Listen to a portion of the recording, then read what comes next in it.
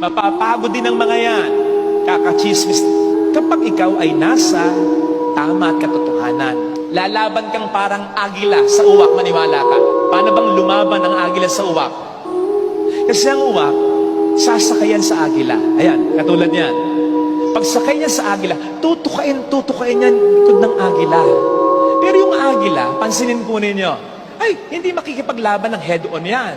Hindi pipiglas yung agila at haharapin yung uwak. Total, mas malaki naman siya, mas malakas naman siya. Hindi. Ang gagawin ng agila, hindi mababuzzer yan. Lilipad lang ng lilipad yan. Pagkataas-taas. Kasi habang lumilipad pala ng napakataas ng agila, numinipis naman ang oxygen para sa uwak. Hanggang sa, ang uwak ay hindi na makahinga. Hindi nakakayanin. Lalagpak. Bibitaw na lang siya. Kapatid, ganon ang paglaban sa mga uwak sa buhay natin. Sa mga kuda ng kuda, iyak ng iyak, sa likod natin. Huwag nating sayangin ang energy, ang oras, ang resources natin. Wag. Kung kinakailangan mag-explain, ipagtanggol ang sarili, go! Once, twice, okay na yon. Kasi ang taong naninira talaga, hindi maniniwala yan. Kahit anong explanation mo pa, mag-explain ka sa iba, pero hindi sa kanya.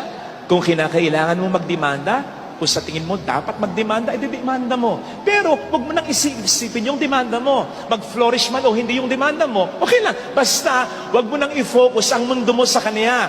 Tulad ng agila, fly high, higher and higher. Gawin mo yung mga dati mong ginagawa.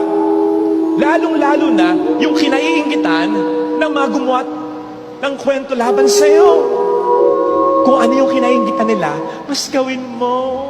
Mas pagbutihin mo. Doon mo ilagay yung energy mo. Tulad ng agila, confuse them with your silence.